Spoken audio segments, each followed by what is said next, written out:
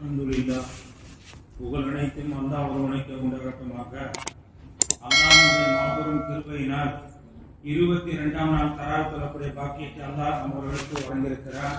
இதற்கு என்ன நன்மை அப்படின்னு பார்க்கின்ற பொழுது, நாளைக்கு மறுமையில ஒவ்வொருவர்களும் அதாவது கவலையோடு இருப்பார்கள். நம்முடைய நிலைமை என்ன, நரகமா சொர்க்கமா, வலது கையில பட்டோலை கிடைக்குமா என்று இன்றைய தினத்தில் தொழுதவர்களுக்கு கவலை துக்கம் அப்படிப்பட்ட சிரமத்திலிருந்து பாதுகாக்கப்படுவார்கள் என்று சொல்லப்படுகிறது. இன்று ஓதப்பட்ட வசனத்தினுடைய ஒரு வசனம், யா அய்யுஹல்லதீன ஆமனு லா யஸ்கர் கௌமுன். அந்த வசனத்தில் அல்லாஹ் என்ன சொல்றான்னு சொன்னா, ஒரு ஆளு அல்லது ஒரு கூட்டம் இன்னொரு கூட்டத்தை கேவலமா நினைக்க வேண்டாம். உயர்ந்தவன் தாழ்ந்தவன் அப்படின்னு நீங்க என்ன செய்யாதீங்க, நினைக்காதீங்க. அப்படி ஏற்றத்தாழ்வு என்பது இஸ்லாத்தில் இல்லை. அதனால ஒரு ஆளை வந்து இன்னொரு ஆளை வந்து பரிகாசம் பண்றது, கேலி பண்றது, யா அய்யுஹல்லதீன ஆமனு லா யஸ்கர் கௌமுன் மின் கௌமின் அஸா அய்யகூனு. நீங்க யாரை கேலி பண்றீங்களோ அவங்க உங்களை காட்டி சிறந்தவர்களா இருக்கலாம், அது உங்களுக்கு தெரியாது என்று அல்லாஹ் தஆலா சொல்லி காட்டுறான். எப்படி என்று சொன்னா, முன்னாள் ஜனாதிபதி அப்துல் கலாம் நம்முடைய இஸ்லாத்தை பொறுத்தவரை ஆண்டியா இருக்கட்டும் அரசரா இருக்கட்டும் பள்ளியாசலுக்கு வந்து ஒண்ணுதான்.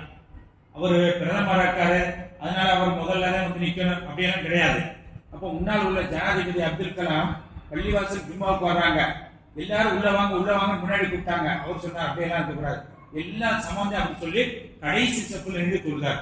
அப்ப இதுதான் இஸ்லாம் போதிக்கிறது. அது மட்டுமல்ல, ஆரம்ப காலகட்டத்தில் பார்க்கின்ற பொழுது காபாவுடைய முகட்டுல வந்து உயர்ந்த குலத்தார்கள் தான் அந்த முகட்டுல வந்து ஏறணும்.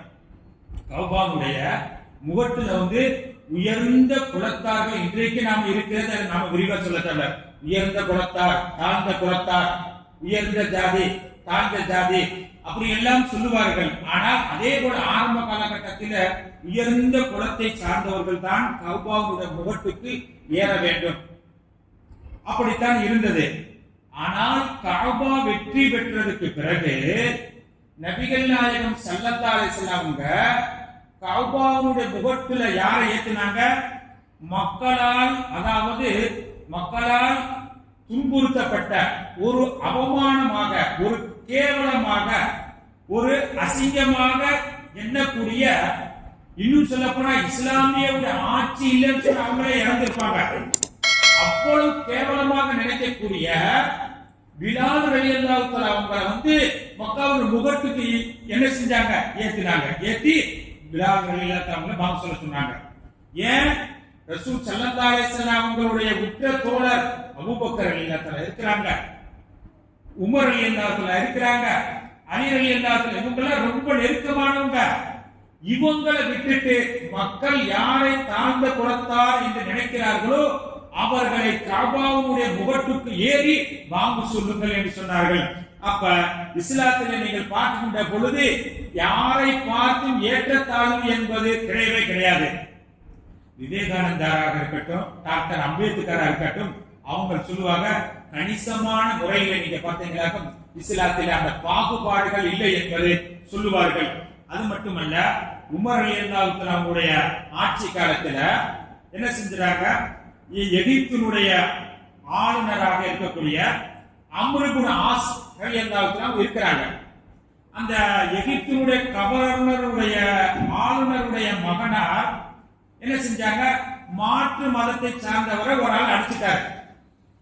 இப்ப அந்த ஆளுநருடைய மகன் எகிப்தை சார்ந்த மாற்று மதத்தை சார்ந்த ஒரு ஆள் அடிவாங்கினாரு. அவர் என்ன செஞ்சிட்டாரு?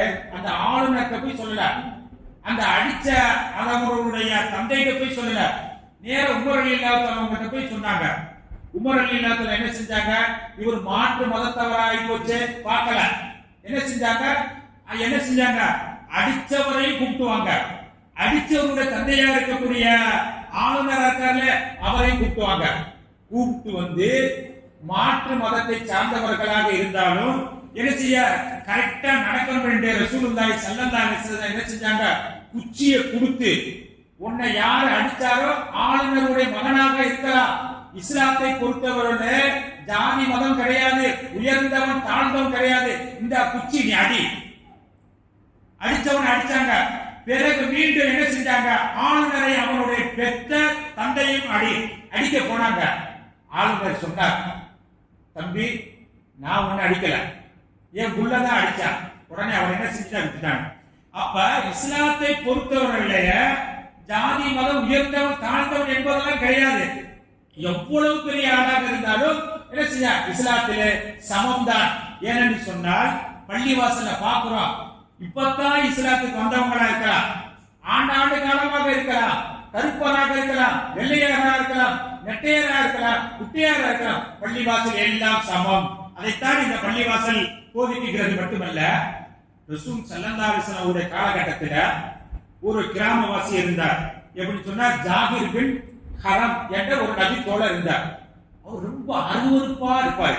சில பேர் பார்த்தோமாக்க ஒரு நாசுக்கா இருக்க மாட்டாங்க. அவங்களுடைய அது கிராமவாசியுடைய ஒரு பழக்கம். அது மட்டுமல்ல, மக்களால் என்ன செய்வாங்க, அவர் ஒதுக்கி வைப்பாங்க. ஒரு விருந்துக்கு போறாங்க, ஒரு காட்சிக்கு போறாங்க, ஏதாவது ஒரு நல்ல கட்ட ஒரு அதாவது அவர் ஒதுக்கி வைப்பாங்க. அப்ப ஜாகிர் பின் ஹரம் என்ற அந்த நபி தோழரை ரசூல் ஸல்லல்லாஹு அலைஹி வஸல்லம் மக்களால் ஒதுக்கினாலும் ஸல்லல்லாஹு அலைஹி வஸல்லம் நேசிப்பாங்க, ரொம்ப விரும்புவாங்க அவங்கள. அப்போ ஒரு நேரத்துல பாத்தீங்களா, கடத்தருவுல போய் அந்த சஹாபி ஜாகிர் பின் ஹரம் என்ற அந்த நபி தோழர் வியாபாரம் பண்ணிட்டு இருக்காங்க. அப்ப பின்னாடியே போய் ரசூல் ஸல்லல்லாஹு அலைஹி வஸல்லம் முதுகுக்கு பின்னாடி போய் அப்படியே கட்டி பிடிச்சிட்டாங்க. அவர் திரும்பாத அளவுக்கு கட்டி பிடிச்சிட்டாங்க. பிடிச்சனே ரசூலுல்லாஹி ஸல்லல்லாஹு அலைஹி வஸல்லம், இந்த அடிமைய வாங்குறது யாராவது இருக்கீங்களா? இந்த அடிமைய யாராவது விலைக்கு வாங்குறவங்க இருக்கீங்களா? அப்ப அவர் சொன்னாரு, இது நாயகம் ஸல்லல்லாஹு அலைஹி வஸல்லம் அவர்களா தான் இருக்கும். நம்மள்ட்ட இவ்வளவு பெரிய நெருங்கி ஒரு நேசமா இருக்கான்னு சொல்லி ஸல்லல்லாஹு அலைஹி வஸல்லம் அவங்களா தான் இருக்கும் சொல்லி போட்டு சொன்னாங்க, நாயகமே, நான் ஒரு செல்லா காசு, நான் எதுக்குமே பயன்பட மக்களால் என்ன செஞ்சு ஒதுக்கி வச்சிருக்கிறேன். நான் ஒரு செல்லா காசு, என்ன யாரு வாங்குவாங்க? அப்ப உடனே ஸல்லல்லாஹு அலைஹி வஸல்லம் கோபம் வந்துருச்சு.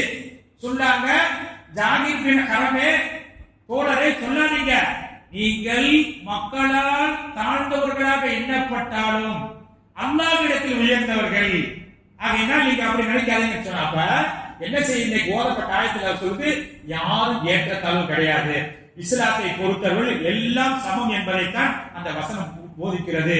ஆக அந்த வசனம் எதை சொல்லுகிறதோ அதன் பிரகாரம் நடக்கக்கூடிய பாக்கியத்தை நம்மவர்களுக்கும் உலகத்துக்கும் இருக்கக்கூடிய அத்தனை மக்களுக்கும் அல்லாஹ் நசீபாக்கி தந்தரும் புரிவானாக.